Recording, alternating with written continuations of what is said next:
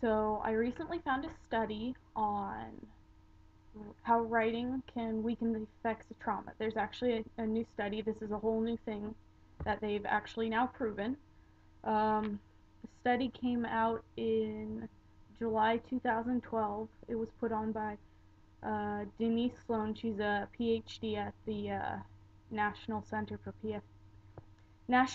for PTSD in Boston, and there were 46 people in the I don't know there were 46 test subjects, I guess you could say, and they all had PTSD and were assigned to either writing intervention or they were waitlisted for it. And basically, the study found that significantly fewer of the patients met diagnostic criteria for PTSD who were in the writing intervention group 18 weeks after the baseline assessment, when they decided, yes, we confirmed you have PTSD, kind of thing.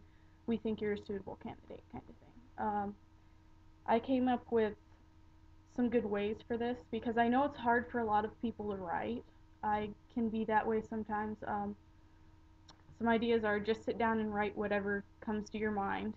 Literally, like if you just have if you're stuck and there's only one word that or like one phrase that's coming in your head, write it down over and over again until something else comes to your mind. That's actually a really good stress relief too, especially when I get frustrated. Poetry is good.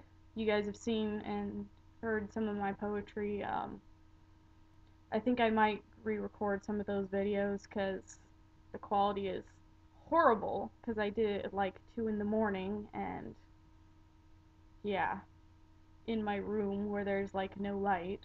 Anyways, enough about that. You can write narratives. I know most of you have probably seen the Safe Inside My Head video. Was a narrative I wrote based on my experiences. Um, Write down everything you can remember, honestly, like about what happened, even if it's just one word or it's a phrase, or write down every little detail you can remember because it helps your brain process it. Um, Another thing I found, if I can't really come up with sentences, is just write down a list of your feelings, like I'm angry, I'm sad, I'm tired, I'm anxious, whatever.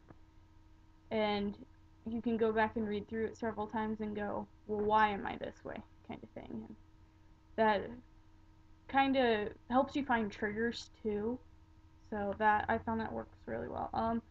Even if it may not make sense or it may not be poetically correct, but I got news for you. Like 90% of poetry doesn't follow any rules or rhyme scheme.